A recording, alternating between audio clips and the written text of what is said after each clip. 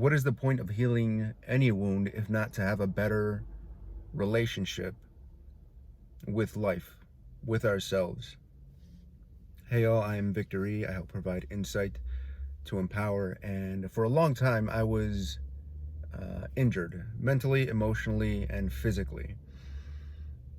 Mentally and emotionally, there were a lot of traumas that I went through in early development, such as racial discrimination, losing my dad for a year in a very formative age, some stuff with my mom, and it all culminated into certain beliefs that led me to a very narrow lens and perspective and frame with which to view and experience life. And for a long time, I was like a militant atheist, wanting to convert others to the good word of almighty atheismo, and it was very nihilistic. It was very pessimistic. There was no hope to it. There was no what I call like practical faith, like faith in myself that I can see opportunities when they arise, and being worth investing in, like worth investing in myself, and having that perspective that I see in others and others close to me is, I mean, the word daunting comes to mind. It's one thing for me to go through it myself, but then when I see the impact that it's had on the people around me is when I get double, triple, if not 10 times more concerned, not just mindful or present, but like concerned of like, holy shit, like I have an impact on the world around me, on the people around me, and it's not the one that I had wanted to have. Now, a big part of this, I've talked before in other videos, had to do with my mom, and in this video I'm going to be focusing on what are called father wounds or paternal wounds or masculine wounds, because that's where we get our model for the masculine energy, be it man, woman, or non-binary. So for me, the way I grew up with my dad, the way I experienced my dad growing up, was that he was very hands-off, very like non-interference, kind of escapist, and anytime emotions would come up, let's say around like my mom and she's not doing well because of her mental health disorders and diseases. She had suffered for a long time with depression and schizophrenia. So she would just get very despondent, very catatonic, very checked out mentally and emotionally, just very non-responsive.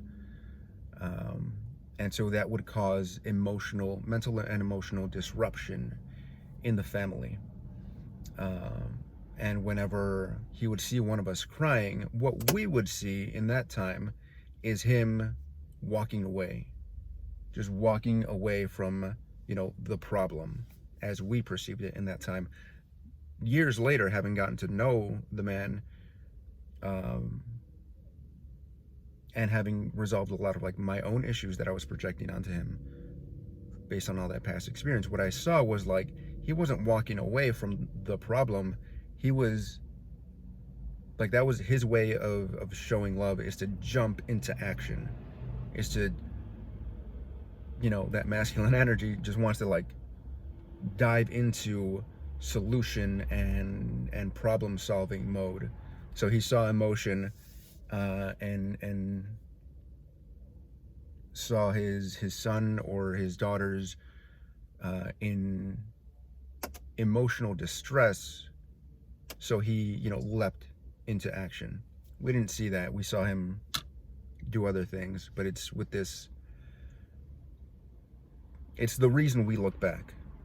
Yeah, if we look back at things that we wanted to fix or wanted to change, that's speaking from personal experience, that's a recipe for disaster and a cocktail for depression. A smorgasbord of food metaphors. But if we look back, not with regret, but rather with wanting to understand, that's when our present changes. And that's a big part of what I teach and do and heal with my clients is forgiveness based. Because it's one thing to like to hold it in, sure, to put it off, to say like I'm not ready, it's not going to work for me, I tried it. But to me, what comes to mind is like swinging a baseball bat. If you swing it once and you've never swung it before, there's going to be room for improvement. You swing it again, especially with a coach. Suddenly you can swing a baseball bat and you can hit a ball. Maybe you can hit it with technique at some point. But that's the way I see in this moment, in this now. It is how I experience forgiveness and have, worked with it myself personally and with my clients. But when we can look back at the past and find understanding and even compassion for how others show up as best as they can, even if that's not the way that we need, when we can see that with compassion is when we're already a step or two or three closer to forgiving, which is to say resolving and dissolving that physical tension, the emotional, mental, energetic charge of those experiences.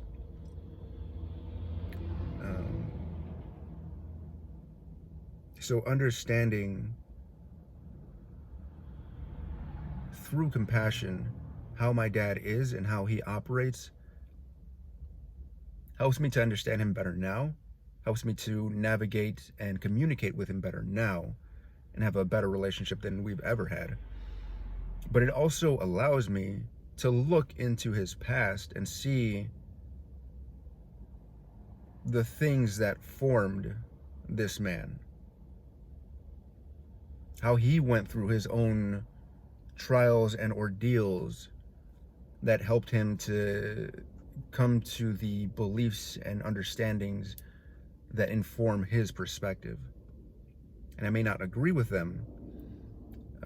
Certainly I don't agree with them some of the time, especially when it comes to like emotional stuff and emotional intelligence.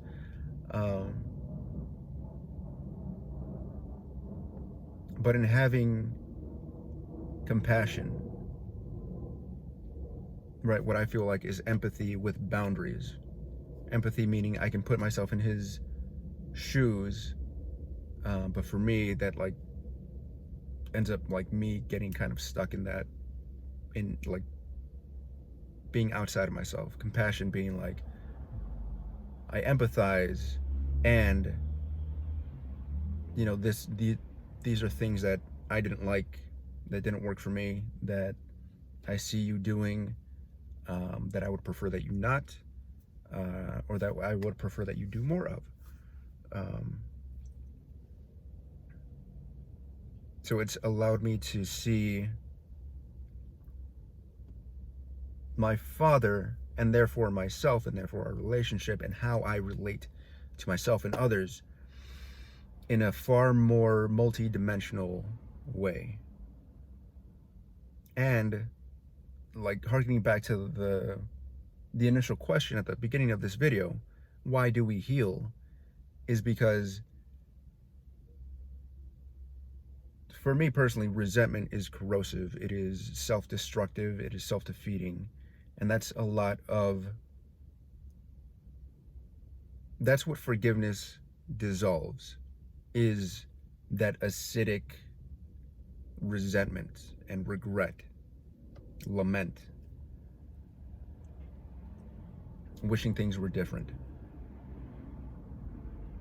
And so to answer that question of why do we heal, why do we dissolve that resentment, why do we forgive, is because the insights, the way that we understand the world, the way that we operate within the world is far more unlimited.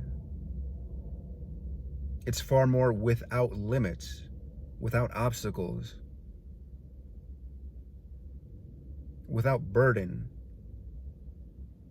than it is carrying the wrongs that others, did against us, perpetrated against us. So if you'll allow, I'm going to do a remote healing from here. So it's gonna work if, doesn't matter where you are. It works on like a quantum level. We're all connected through energy. So if you're ready, it may help to bring your father passed on next to you in another city or state.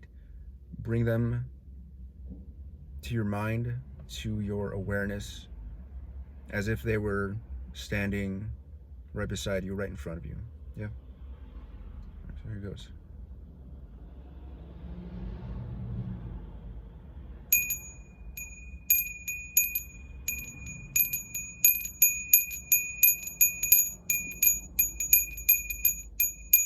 Repeat after me. Father, I forgive you. Please forgive me. I forgive myself. Dad, I forgive you. Please forgive me. I forgive myself.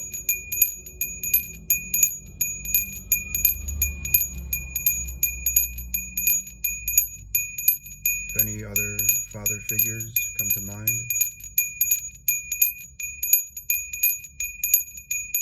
allow it and repeat the mantra. I forgive you. Please forgive me. I forgive myself.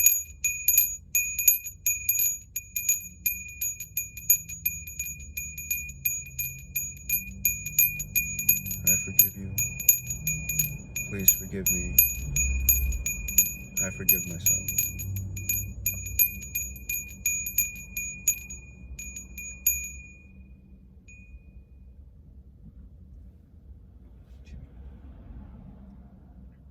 A burp? Yeah. Alright. That's it for now. If you feel like you need to go through that again, you can rewind, watch this video again. If you like it, I hope you like it. Like, share, and subscribe. I am VictorY. I love you. Peace.